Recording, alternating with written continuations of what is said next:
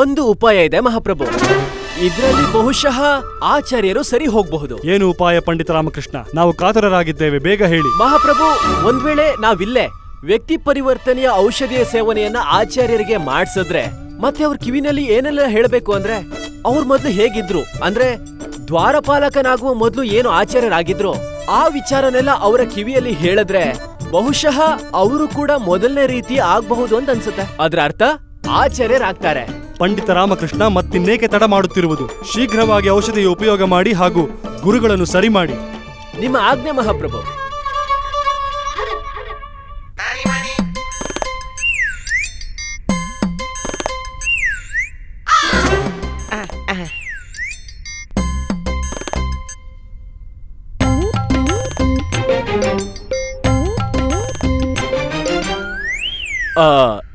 ದ್ವಾರಪಾಲಕರೇ, ಮಹಾರಾಜರು ಆದೇಶ ಮಾಡಿದ್ದಾರೆ ನೀವು ಈ ಔಷಧಿಯನ್ನ ತಿನ್ಬೇಕು ಅಂತ.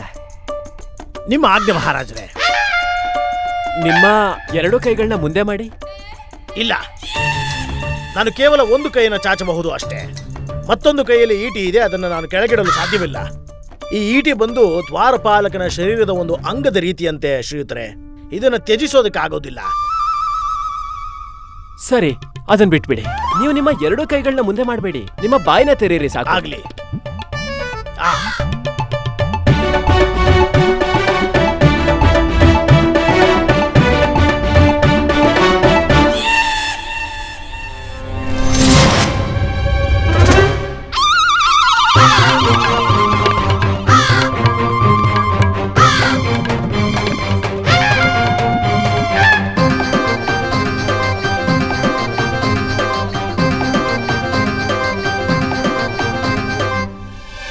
ಮಹಾಪ್ರಭು, ನಮಗೀಗ ಯಾವ ರೀತಿಯ ವ್ಯಕ್ತಿ ಅವಶ್ಯಕತೆ ಇದೆ ಅಂದ್ರೆ ಆಚಾರ್ಯರನ್ನ ಸಂಪೂರ್ಣವಾಗಿ ತಿಳಿದುಕೊಂಡವರು, ಮತ್ತೆ ದಣಿಮಣಿಗಿಂತ ಜಾಸ್ತಿ ತಿಳ್ಕೊಂಡವರು ಬೇರೆ ಯಾರಿರೋಕ್ ಸಾಧ್ಯ ಹೇಳಿ? ದಣಿಮಣಿ, ಹೋಗಿ ಆಚಾರ್ಯರ ಬಗ್ಗೆ ನಿಮಗೆ ಏನೇನೆಲ್ಲ ಗೊತ್ತಿದೆಯೋ ಅವ್ರ ಕಿವಿಲ್ ಹೋಗಿ ಎಲ್ಲ ವಿಷಯನೂ ಹೇಳ್ಬಿಡಿ. ಸರಿ, ಆಯ್ತು.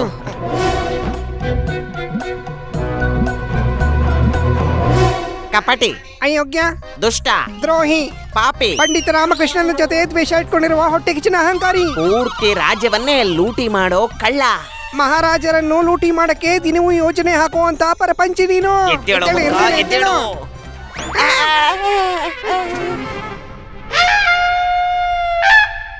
ನಾನಿಲ್ಲಿ ದರ್ಬಾರ್ನಲ್ಲಿ ಏನ್ ಮಾಡ್ತಾ ಇದ್ದೀನಿ?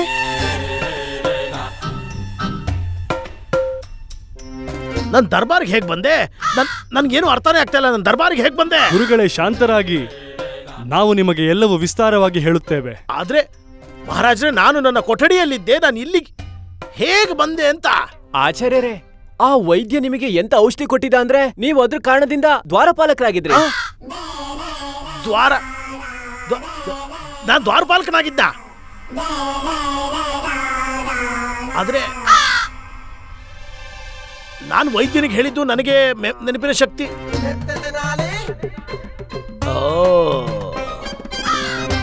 ಸರಿ ಸರಿ ಸರಿ. ಆ ವೈದ್ಯ ನನಗೆ ಸ್ಮರಣ ಶಕ್ತಿ ಹೆಚ್ಚಾಗೋ ಔಷಧಿ ಬಿಟ್ಟು ಬೇರೆ ಕೊಟ್ಟಿದ್ದಾನೆ.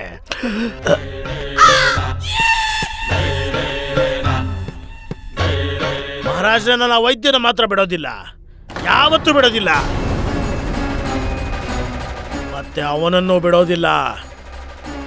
ಯಾರು ವೈದ್ಯನಿಂದ ಈ ಕೆಲಸ ಮಾಡಿಸಿದ್ದಾನೋ ಅವನ್ನ.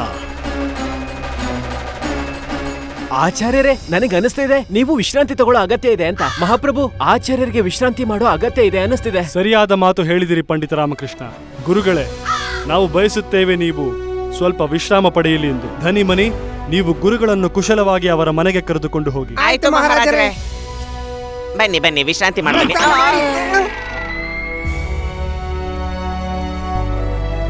ಪಂಡಿತ ರಾಮಕೃಷ್ಣ ಮಹಾಪ್ರಭು, ನೀವು ಮತ್ತೊಮ್ಮೆ ನಿಮ್ಮ ಚಾತುರ್ಯತೆಯಿಂದ ಈ ಸಮಸ್ಯೆಗೆ ಪರಿಹಾರ ಹುಡುಕಿದಿರಿ. ನೀವು ಕೇವಲ ನಿಮ್ಮನ್ನು ಮಾತ್ರವಲ್ಲ, ನೀವಂತೂ ಗುರುಗಳನ್ನೂ ಸರಿ ಮಾಡಿದಿರಿ. ಹಾಗೂ ಒಬ್ಬ ವೈದ್ಯನ ಅನೈತಿಕ ಕಾರ್ಯಗಳನ್ನು ಬಯಲು ಮಾಡಿ ಸಂಪೂರ್ಣ ರಾಜ್ಯದ ರಕ್ಷಣೆ ಮಾಡಿದ್ದೀರಿ. ನಾವು ನಿಮ್ಮಿಂದ ಪ್ರಸನ್ನರಾಗಿದ್ದೇವೆ ಹಾಗೂ ಅದರ ಕಾರಣ ನಿಮ್ಮನ್ನು ಪುರಸ್ಕರಿಸುತ್ತೇವೆ. ಧನ್ಯವಾದ ಮಹಾಪ್ರಭು. ಆದರೆ ಪಂಡಿತ ರಾಮಕೃಷ್ಣ, ನಿಮ್ಮಲ್ಲಿ ಒಂದು ಪ್ರಶ್ನೆ ಕೇಳ ಬಯಸುತ್ತೇವೆ. ಕೇಳಿ ಮಹಾಪ್ರಭು. ನಿಮಗೆ ನೆನಪಿನ ಶಕ್ತಿ ಇಲ್ಲದಿದ್ದಾಗ ಆಗ ನೀವು ಮಂತ್ರಿವರ್ಯರನ್ನು ಮಹಾರಾಜರೆಂದು ಹೇಳಿ ಏಕೆ ಸಂಬೋಧಿಸಿದಿರಿ? ನಮ್ಮ ವ್ಯಕ್ತಿತ್ವವು ಮಹಾರಾಜರಂತೆ ಇರಲಿಲ್ಲವೇ? ಓ, ಅದೇನಂದ್ರೆ ಮಹಾಪ್ರಭು, ರಾಜರ್ ಯಾವಾಗ್ಲೂ ತಿನ್ಕೊಂಡು ಉಣ್ಕೊಂಡು ಗುಂಡ್ಗುಂಡಾಗಿ ದಪ್ಪ ಆಗಿ ಇರ್ಬೇಕು, ಹೀಗೆ ಸಾಮಾನ್ಯವಾಗಿ ಎಲ್ಲ ಹೇಳ್ತಾರೆ. ಪಂಡಿತ ರಾಮಕೃಷ್ಣ, ನೀನು ನನ್ನನ್ನ ಪರೋಕ್ಷವಾಗಿ ದಪ್ಪಗಿದ್ದೀರಾ ಅಂತ ಹೇಳ್ತಾ ಇದ್ದೀಯಾ? ಅಯ್ಯಯ್ಯೋ, ಇಲ್ಲ ಇಲ್ಲ ಇಲ್ಲ, ನನ್ ಮಾತಿನ ಅರ್ಥ ಅದಲ್ಲ, ನಿಮಗೆ ಅರ್ಥ ಆಗ್ಲಿಲ್ಲ. ಅದು ಅಂದ್ರೆ ನೀನೀಗ ನನ್ನನ್ನ ಬುದ್ಧಿ ಇಲ್ಲವನು ಅಂತ ಹೇಳ್ತಿದ್ಯಾ? ಅಯ್ಯೋ ಇಲ್ಲ ಇಲ್ಲ, ನೀವ್ ಎಲ್ಲಿಂದ ಇಲ್ಲಿಗೆ ಹೋಗ್ಬಿಟ್ರಿ. ನಾನಂತೂ ಏನ್ ಹೇಳ್ಬೇಕು ಅಂದ್ರೆ ಮಹಾಪ್ರಭು. ಪಂಡಿತ ರಾಮಕೃಷ್ಣ, ಹಾ,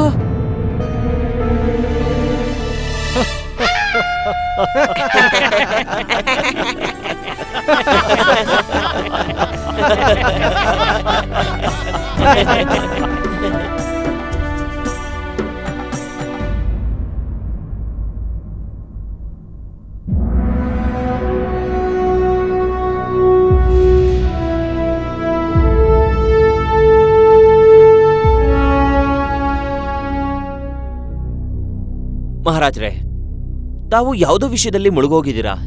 ಅಂತದ್ದೇನಿದೆ? ನೀವು ಮೌನವಾಗಿರೋದಕ್ಕೆ ಮತ್ತೆ ಚಿಂತೆ ಮಾಡ್ತಿರೋದಕ್ಕೆ ಕಾರಣ ಏನು? ಇಲ್ಲ ಮಂತ್ರಿಗಳೇ, ವಿಶೇಷವೇನೂ ಇಲ್ಲ.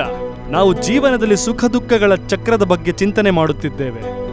ಸುಖ ಹಾಗೂ ದುಃಖ ಜೀವನದ ಅನಿವಾರ್ಯ ಭಾಗವಾಗಿರುತ್ತದೆ. ನಾವು ವಿಚಾರ ಮಾಡುತ್ತಿದ್ದೆವು, ಇವೆರಡರದ್ದು ಒಂದೇ ವಾಕ್ಯದಲ್ಲಿ ಸಮಾವೇಶ ಮಾಡಬಹುದೇ ಎಂದು, ಒಂದೇ ವಾಕ್ಯದಲ್ಲಿ ಇದು ವ್ಯಕ್ತಪಡಿಸಬಹುದೇ ಎಂದು, ಅದರಲ್ಲಿ ಇವೆರಡರ ಸಂಪೂರ್ಣ ಅರ್ಥ ತುಂಬಿರಬೇಕು ಎಂದು ನಾವು ಇದನ್ನು ಯೋಚನೆ ಮಾಡುತ್ತಿದ್ದೆವು. ಗುರುಗಳೇ, ನೀವು ಈ ವಿಷಯದ ಬಗ್ಗೆ ಏನು ಹೇಳುತ್ತೀರಿ?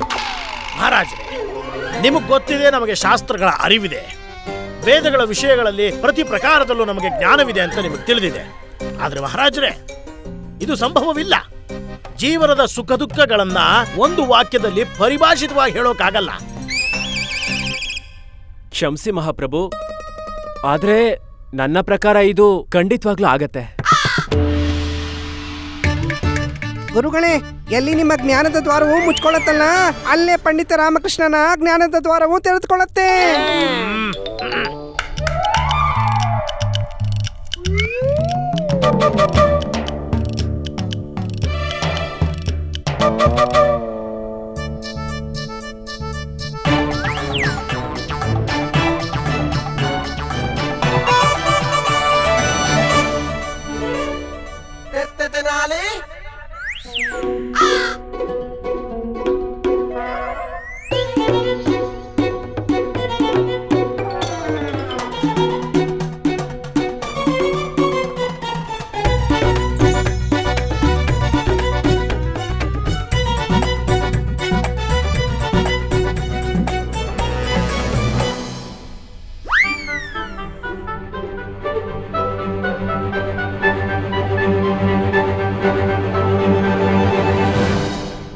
ಅತ್ಯುತ್ತಮ ಪಂಡಿತ ರಾಮಕೃಷ್ಣ, ನಿಮಗೆ ಯಾರು ಸಾಟಿಯೇ ಇಲ್ಲ. ಅದ್ಭುತ, ನೀವು ಅದ್ವಿತೀಯ. ಕ್ಷಮಿಸಿ ಮಹಾರಾಜರೇ, ಪಂಡಿತ ರಾಮಕೃಷ್ಣ ಅಂತದ್ದೇನ್ ಬರ್ಕೊಟ್ಟ ನೀವು ಇಷ್ಟೊಂದು ಸಂತೋಷವಾಗಿದ್ದೀರಾ? ಗುರುಗಳೇ, ಇದರಲ್ಲಿ ಒಂದೇ ಸಾಲು ಬರೆದಿರುವುದು, ಈ ಸಮಯ ಕೂಡ ಕಳೆದು ಹೋಗುತ್ತದೆ. ಅಂದರೆ ಮಂತ್ರಿಗಳೇ, ಒಂದು ವೇಳೆ ಇದನ್ನು ಸುಖವಾಗಿರುವವರು ಓದಿದರೆ ಅವರು ದುಃಖಿತರಾಗುತ್ತಾರೆ, ಈ ಸಮಯ ಕಳೆದು ಹೋಗುವುದು ಎಂದು. ಒಂದು ವೇಳೆ ದುಃಖದಲ್ಲಿರುವವರು ಓದಿದರೆ ಸುಖದ ಪ್ರಾಪ್ತಿಯಾಗುತ್ತದೆ, ಈ ದುಃಖದ ಸಮಯವು ಕಳೆದು ಹೋಗುವುದು ಎಂದು. ಇದರಲ್ಲಿ ಸುಖ ಮತ್ತು ದುಃಖ ಎರಡೂ ಬೆರೆತು ಹೋಗಿವೆ, ಎರಡರ ಮರ್ಮವು ಅವಿತುಕೊಂಡಿದೆ. ಅದ್ಭುತ ಪಂಡಿತ ರಾಮಕೃಷ್ಣ.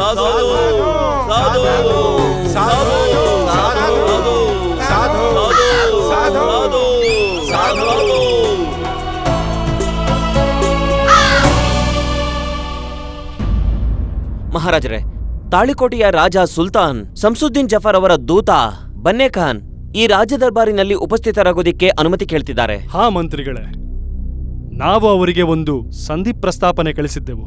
ಬಹುಶಃ ಅದೇ ವಿಷಯದ ಬಗ್ಗೆ ಹೇಳಲು ಬಂದಿರಬಹುದು. ಅವರನ್ನು ಶೀಘ್ರವಾಗಿ ಕರೆಯಿರಿ. ಆಗ್ಲಿ ಮಹಾರಾಜರೇ.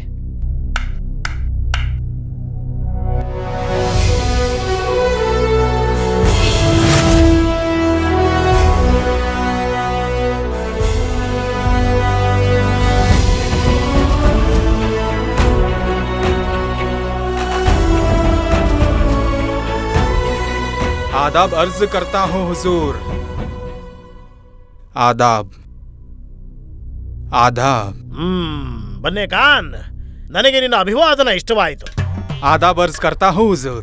आदाब ಅದ आदाब।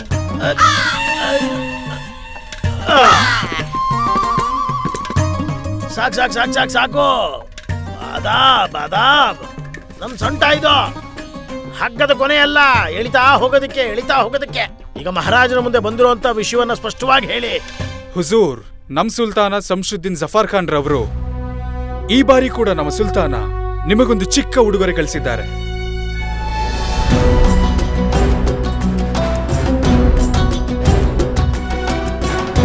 ನಮ್ಮ ಮಿತ್ರನು ನಮಗಾಗಿ ಉಡುಗೊರೆ ಕಳಿಸಿದ್ದಾರೆ. ನಾವು ಪ್ರಸನ್ನರಾದೆವು ಹಾಗೂ ಸಂತೋಷದಿಂದ ಸ್ವೀಕರಿಸುತ್ತೇವೆ. ಹೇಳಿ ಬನ್ನೆ ಖಾನ್, ನಿಮ್ಮ ಸುಲ್ತಾನರು ಅವರ ಅಭ್ಯಾಸದಂತೆ ಸ್ವಭಾವದಂತೆ ಈ ಬಾರಿ ಏನು ಒಗಟು ಕಳಿಸಲಿಲ್ಲವೇ ನಮಗೆ? ಹುಜೂರ್, ನಿಮ್ಮ ಚುರುಕಾದ ನೆನಪಿನ ಶಕ್ತಿಗೆ ಸಲಾಂ ಮಾಡ್ತೀವಿ. ಅದ್ಭುತ. ಈ ಬಾರಿ ಕೂಡ ನಮ್ಮ ಸುಲ್ತಾನ ಒಂದು ಚಿಕ್ಕ ಬೇಡಿಕೆ ನಿಮ್ ಮುಂದೆ ಇಟ್ಟಿದ್ದಾರೆ.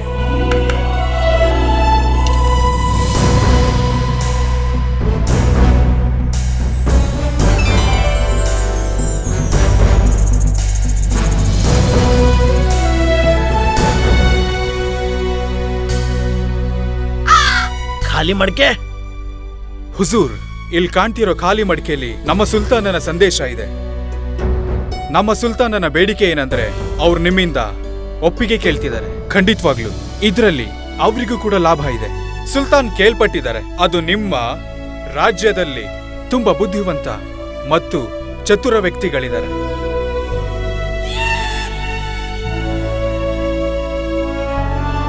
ಸತ್ಯ ಹೇಳುತ್ತಿದ್ದಾರೆ ನಿಮ್ಮ ಸುಲ್ತಾನರು. ಆದ್ದರಿಂದ ನಮ್ಮ ಸುಲ್ತಾನರವರು ಈ ಖಾಲಿ ಮಡಿಕೆ ಕಳಿಸಿದ್ದಾರೆ. ನಿಮ್ಮ ಸಹಾನುಭೂತಿಯಿಂದ ಕೆಲವೊಂದು ಬುದ್ಧಿ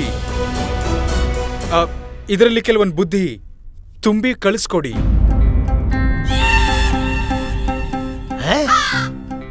ಬುದ್ಧಿನ ತುಂಬಿಸ್ ಕಳಿಸ್ಬೇಕಾ? ಇದು ಅವರಿಗೆ ಉಪಯೋಗ ಆಗ್ಬೇಕು. ಸುಲ್ತಾನ್ ರವರ ಇದೇ ಕೋರಿಕೆ. ಇದು ಅಸಂಭವ. ನಿಮ್ಮ ಸುಲ್ತಾನರು ನಮ್ಮ ಮಹಾರಾಜರೊಂದಿಗೆ ಪರಿಹಾಸ್ಯವನ್ನ ಮಾಡ್ತಿರ್ಬೇಕು.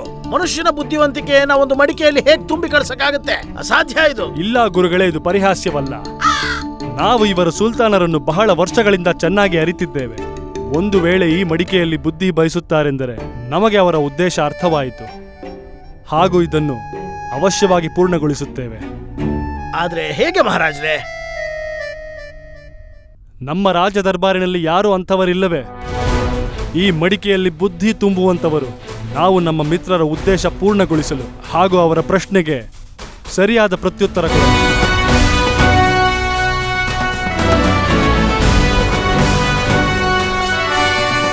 ಇದು ಸಾಧ್ಯವೇ? ಹೌದು ಮಹಾಪ್ರಭು.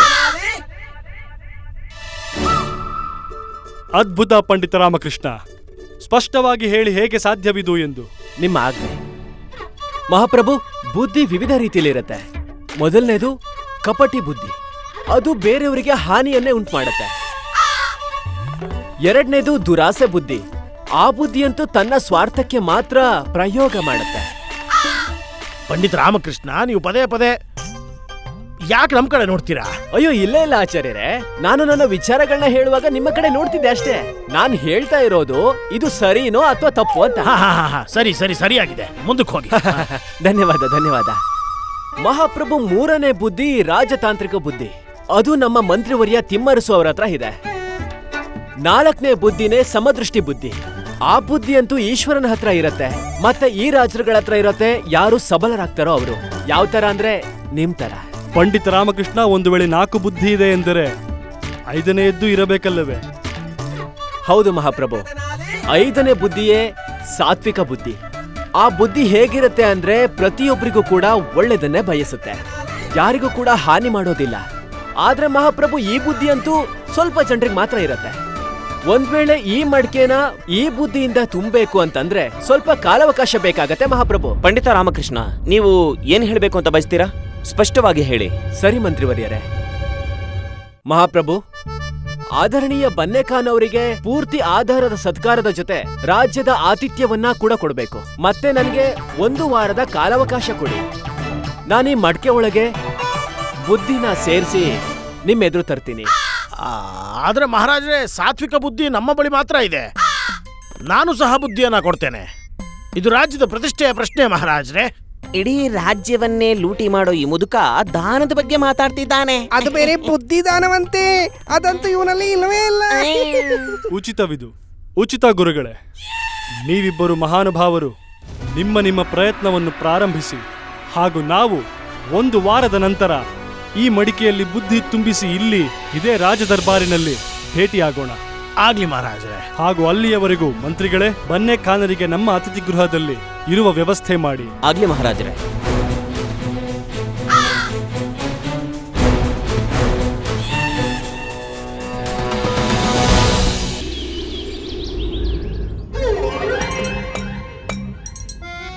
ನಾನು ಸಹ ಈ ಪಂಡಿತ ರಾಮಕೃಷ್ಣನೊಂದಿಗೆ ಸ್ಪರ್ಧೆಗೆ ಇಳಿಯಕ್ಕೆ ಹೋಗಿ ಈ ಸಮಸ್ಯೆಯಲ್ಲಿ ಸಿಕ್ಕಾಕೊಂಡು ಕೂತಿದ್ದೀನಲ್ಲ. ಈಗ ಈ ಮಡಿಕೆಯಲ್ಲಿ ಬುದ್ಧಿವಂತಿಕೆಯನ್ನು ಹೇಗೆ ತುಂಬೋದು? ಯಾರು ತನ್ನ ತಲೆಯನ್ನ ಒಡೆದು ತನ್ನ ಬುದ್ಧಿವಂತಿಕೆಯನ್ನ ಇದ್ರೊಳಗಡೆ ಹಾಕಿ ಕೊಡ್ತಾನೆ? ಯಾರಾದ್ರೂ ಇದ್ದಾರಾ? ಏನ್ ಮಾಡ್ತಿದ್ದೀರಾ? ಸುತ್ತಿಗೆ ತಗೊಂಡು ನನ್ನ ತಲೆ ಹೊಡಿತೀರಾ ನೀವಿಬ್ರು? ದಡ್ ನನ್ ಮಕ್ಳ. ಸಿಕ್ಬಿಡ್ತು ಸ್ಥಾನ. ಯಾವ ಸ್ಥಾನ? ಮೊಳೆ ಹೊಡೆಯೋ ಸ್ಥಾನ ಗುರುಗಳೇ. ಮೊಳೆ ಹೊಡೆದ್ರೆ ನಾನು ಸತ್ತೋಗ್ ತಿನ್ಕೊಂಡ್ರ? ನಾವಂತೂ ಯಾವಾಗ್ಲೂ ಮೊಳೆ ಹೊಡಿತಾ ಇರ್ತೀವಿ, ಆದ್ರೂ ನಿಮ್ಗೇನು ಆಗಿಲ್ವಲ್ಲ. ಇದಕ್ಕೂ ಮುಂಚೆ ನೀವು ನನ್ನ ತಲೆಗೆ ಮೊಳೆ ಯಾವಾಗ್ಲೂ ಹೊಡೆದಿದ್ರಿ? ತಲೆಗ? ಅಯ್ಯೋ ಗುರುಗಳೇ, ನಿಮ್ ತಲೆಗೆ ಯಾರು ಮೊಳೆ ಹೊಡಿತಾರೆ? ನಾವು ಹೇಳಿದ್ದು ಗೋಡೆಗೆ ಮೊಳೆ ಹೊಡೆಯೋದು. ಅಲ್ಲಿ ತಿರುಗ್ ನೋಡಿ. ಸರಿ, ಈ ಸುತ್ತಿಗೆ ಇದೆಲ್ಲ ಬಿಸಾಕ್ರಪ್ಪ. ಅಯ್ಯೋ ಅಪ್ಪ ಕಾಲು. ಗುರುಗಳೇ, ನಾವಂತೂ ನಿಮ್ಮ ಆದೇಶದ ಪಾಲನೆಯನ್ನು ಮಾಡಿದ್ವಿ. ನೀವು ನಿಮ್ ಕಾಲನ್ನ ಸರ್ಸ್ಕೋಬೇಕಿತ್ತಲ್ವಾ? ಸುಂದರ, ಏನು ಮಾತಾಡ್ಬೇಡಿ. ನಾನು ಹೇಳಿದ್ದ ಆ ಮೊಳೆ ಮತ್ತೆ ಸುತ್ತಿಗೆನ ಕೆಳಗೆ ಹಾಕಿ ಅಂತ ಹೇಳಿದ್ದು. ಮತ್ತೆ ಯೋಚನೆ ಮಾಡಿ, ಈ ಮಡಿಕೆಯಲ್ಲಿ ಬುದ್ಧಿಯನ್ನು ಹೆಂಗ್ ತುಂಬೋದು ಅಂತ. ಗುರುಗಳೇ, ಮೊದಲು ಇದನ್ನ ನಿರ್ಧಾರ ಮಾಡ್ಕೊಳ್ಳಿ, ಈ ಮಡಿಕೆ ಒಳಗಡೆ ಯಾರ ಬುದ್ಧಿನ ತುಂಬೋದು ಅಂತ. ಒಂದ್ ವೇಳೆ ಈ ಮಡಿಕೆಯಲ್ಲಿ ನಾವು ಮಣ್ಣನ್ನ ತುಂಬಿದ್ರೆ ಅದು ದಣಿ ಬುದ್ಧಿ ಆಗಿರುತ್ತೆ. ಈ ಮಡಿಕೆಯಲ್ಲಿ ಬೂಸ ತುಂಬಿದ್ರೆ ಇದು ಮಣಿಯ ಬುದ್ಧಿ ಆಗುತ್ತೆ. ಅದ್ರಲ್ಲಿ ಹಾವು, ಚೇಳು, ಈ ಹುಳುಗಳೆಲ್ಲ ತುಂಬಿದ್ರೆ ಗುರುಗಳೇ ಆ ಬುದ್ಧಿ ನಿಮ್ದಾಗಿರುತ್ತೆ. ಹೋಗು. ಹೇಳಿ ಗುರುಗಳೇ. ನನಗೆ ನಿನ್ನ ಸಲಹೆಗಳ ಯಾವ ಅಗತ್ಯವೂ ಇಲ್ಲ. ನನಗೆ ಅರ್ಥ ಆಗಿದೆ ಮಡಿಕೆ ಒಳಗೆ ಏನ್ ತುಂಬಬೇಕು ಅಂತ. ಏನು ಗುರುಗಳೇ? ಬಾದಾಮಿ. ಬಾದಾಮಿ ತಿನ್ನೋದ್ರಿಂದ ಬುದ್ಧಿ ತೀಕ್ಷ್ಣವಾಗುತ್ತೆ. ಗುರುಗಳೇ, ಬಾದಾಮಿ ತಿನ್ನೋದ್ರಿಂದ ಬುದ್ಧಿ ತೀಕ್ಷ್ಣ ಆಗೋದಿಲ್ಲ. ನೀವಂತೂ ದಿನಾನು ಬಾದಾಮಿ ನುಂಗ್ತಾನೆ ಇರ್ತೀರಲ್ಲ. ಹೇಳ್ತಿರೋದ್ರ ತಾತ್ಪರ್ಯ ಏನೋ? ಅವ್ರ ಮಾತಿನ ತಾತ್ಪರ್ಯ ಏನು ಅಂದ್ರೆ, ಪಂಡಿತ ರಾಮಕೃಷ್ಣ ಬಾದಾಮಿ ತಿನ್ನೋದಿಲ್ಲ ಅಲ್ವಾ? ಅವನ ಬುದ್ಧಿ ನಿಮ್ ಬುದ್ಧಿಗಿಂತ ತುಂಬಾ ಚೆನ್ನಾಗಿದೆ ಅಲ್ವಾ ಗುರುಗಳೇ? ನನ್ನ ಎದುರುಗಡೆ ನಿಂತ್ಕೊಂಡು ಪಂಡಿತ ರಾಮಕೃಷ್ಣ ಪ್ರಶಂಸೆನ ಮಾಡಬೇಡಿ ನೀವು. ನಾನು ನಿರ್ಧಾರ ಮಾಡಿದ್ದೀನಿ, ಬಾದಾಮಿ ತುಂಬಿದು ಅಂತ ಈ ಮಡಿಕೆಯನ್ನ ರಾಜ ದರ್ಬಾರ್ನಲ್ಲಿ ಪ್ರಸ್ತುತ ಮಾಡ್ತೀನಿ. ಹಾಗಾದ್ರೆ ಖಂಡಿತ ತಗೊಂಡ್ ಬರ್ತೀನಿ ಅಲ್ಲಿಗೆ.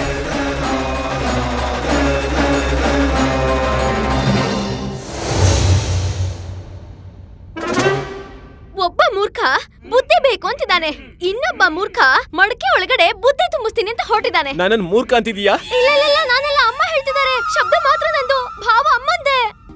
ಆದ್ರೆ ಅಮ್ಮ ನಿಜಾನೇ ಹೇಳ್ತಿದ್ದಾರೆ. ನಿನ್ ಬುದ್ಧಿನ ಎಲ್ಲಿಂದ ತರ್ತೀಯಾ? ತಗೊಂಡಂತೂ ಬರ್ಲೇಬೇಕು ಶಾರದಾ.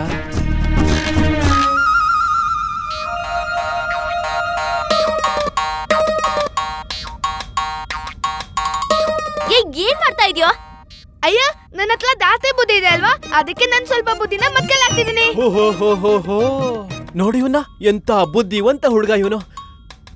ಗುಂಡಪ್ಪ, ಒಂದು ಖಾಲಿ ಮಡಕೆಯಿಂದ ಇನ್ನೊಂದು ಖಾಲಿ ಮಡಕೆನ ತುಂಬಿಸೋದಕ್ಕಾಗೋದಿಲ್ಲ. ಜೀವನ ಜೀವಿಸೋಕೆ 500 ಸಲಹೆಗಳನ್ನ ಚೀಟಿಲ್ ಬರ್ದು ಈ ಮಡಕೆಲ್ ತುಂಬಿಸಿ ಆ ಸುಲ್ತಾನನಿಗೆ ಕಳಿಸ್ಬಿಡೋಣ. ಪ್ರತಿದಿನ ಆ ಸುಲ್ತಾನ ಒಂದೊಂದ್ ಸಲಹೆನು ಓದಿ ಅವನ್ ಜೀವನನ ಸುಧಾರಿಸ್ಕೊಳ್ಳಿ. ಆಮೇಲಿಂದ ಮೂರ್ಖತರ ಮಾತನ್ನ ಯಾವತ್ತೂ ಆಡಲ್ಲ. ಅಯ್ಯೋಮ್ಮ, ಎಂತ ಒಳ್ಳೆ ಸಲಹೆ ಇದು. ಇದರಿಂದ ಮಡಕೆ ತುಂಬಾ ಬುದ್ಧಿನೂ ತುಂಬಾ ಹೋಗುತ್ತೆ. ಲೇಖನಿ ಎತ್ಕೋ, ಅಮ್ಮ ಸನ್ನೆ ಮಾಡ್ತಾರೆ, ನಾನು ಅನುವಾದ ಮಾಡ್ತೀನಿ, ನೀನ್ ಅದನ್ನ ಬರ್ಕೋ. ಸಾಲ್ದ ಅಮ್ಮ ಮೌನಲತ ಮಾಡ್ತಿದ್ದಾಳೆ, ಬಲ್ಯೋಲತ ಮಾತಲ್ಲ. ಅವಳೇ ಸ್ವತಃ ಬಲಿಬೋದಲ್ವಾ? ಓಹೋ, ಅದ್ರ ಅವಶ್ಯಕತೆ ಏನು ಇಲ್ಲ. ಸುಲ್ತಾನ್ರು ಬುದ್ಧಿ ಕೇಳಿರೋದು, ಸಲಹೆನಲ್ಲ. ಅದ್ಲೆಲ್ಲ ಅಮ್ಮ, ನಿನ್ ಬುದ್ಧಿ ಎಲ್ಲಿಂದ ತರ್ತ್ಯಾ? ಒಂದು ಉಪಾಯ ಇದೆ. ಏನು?